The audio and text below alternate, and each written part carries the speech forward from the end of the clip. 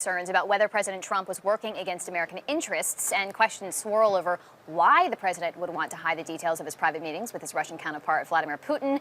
Hillary Clinton is having a told you so moment, tweeting, quote, like I said, a puppet. She is referring to that infamous moment from the 2016 presidential debate stage. But Clinton isn't the only one who issued a warning about the president's affection toward Putin. Here's a look back. Putin, from everything I see, has no respect for this person. Well, that's because he'd rather have a puppet as president of the United States. No puppet. And it's pretty clear. You're the puppet. What Donald Trump is saying is that he would unilaterally surrender to Russia and Putin, give Putin a massive foreign policy victory. This guy's already doing enormous damage to us around the world. This is a race between a man who praises Vladimir Putin, pursues Putin. And he thinks Putin's a good guy, so I just can't go there. And Donald Trump has got all these weird connections with Russia. Donald Trump says he admires Vladimir Putin. At the same time, he's called George W. Bush a liar. That is a twisted example of evil trumping good. I do think that a Trump victory is a gift to Vladimir Putin. It's like they're on the same page. And now you have Vladimir Putin basically pulling out the old KGB playbook on how to manipulate Donald Trump, and it appears he's fallen right into it. Mr. Trump's continued flattery of Mr. Putin and the degree to which he appears to model many of his policies and approaches to politics on Mr. Putin is unprecedented in American politics. Fast forward to what will soon be the president's third year in office, and we are reading headlines like this from my next guest.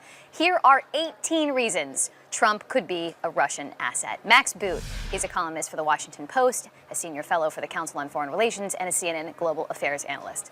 18 reasons Trump could be a Russian asset. How many years in journalism have you been? How many years? Many years. Many years. Did you ever think you'd be writing this piece? No. I mean, this is like something out of The Manchurian Candidate or The Americans. I mean, this is the realm of spy fiction becoming reality. It would have seemed bonkers until Trump, but it's not bonkers anymore. So let's go through what is not bonkers, all 18 non-bonker items, starting with your number one on your list of 18. Trump has a long financial history with Russia. This seems to me something that so many people dance around, but really it's like follow the money, which is precisely your point. Right, exactly. I mean, this is how intelligence services ensnare foreigners, by funding them, by giving them opportunities. We know that Donald Trump Jr. and Eric Trump have bragged about how much money the Trump organization has gotten out of Russia. We know that in 2016, even as Donald Trump was running for president, the Trump organization was pursuing a plan to build a Trump Tower in Moscow. This is an entangling financial relationship that also leaves them potentially open to blackmail. Item number 13 on your list, Trump has praised Putin while trashing just about everyone else, from B-grade Hollywood celebrities to leaders of allied nations. And then you remind everyone about how he congratulated President Putin on his rigged election win when he had an aide say,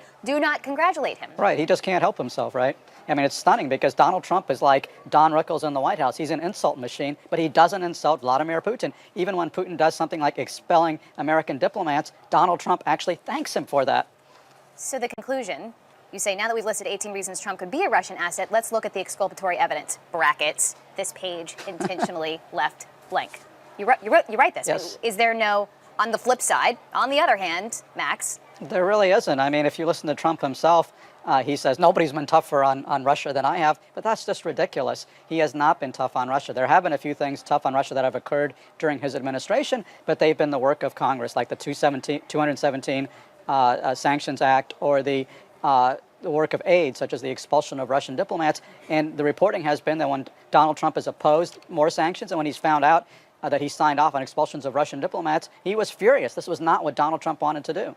And it was your own paper who broke the stunning story of Trump in Hamburg when he met with Vladimir Putin. Not only did he tell the interpreter who was in the room to get rid of the notes, he said, and don't tell my own administration about what we've discussed. Exactly. I cannot imagine an innocent explanation for that kind of behavior. Why on earth would a U.S. president want to conceal his dealings with the Russian president from his own aides? And yet Donald Trump did that. He had a one-on-one meeting in Hamburg with Putin at a G20 dinner where the only other person present was Vladimir Putin's interpreter. And then, of course, we had the Helsinki summit where Donald Trump was utterly supine before Putin. He looked like he was scared of Putin, and he had that one-on-one meeting. And according to the Washington Post report you just cited, Trump's aides still don't know what happened in Helsinki. They still never got a full readout of Trump's meeting with Putin. I mean, that is as fishy as you can get. So where this goes, and I just had a member of the House Foreign Relations on, Jerry Donnelly of Virginia, Democrat, saying he hopes that his committee will subpoena this interpreter.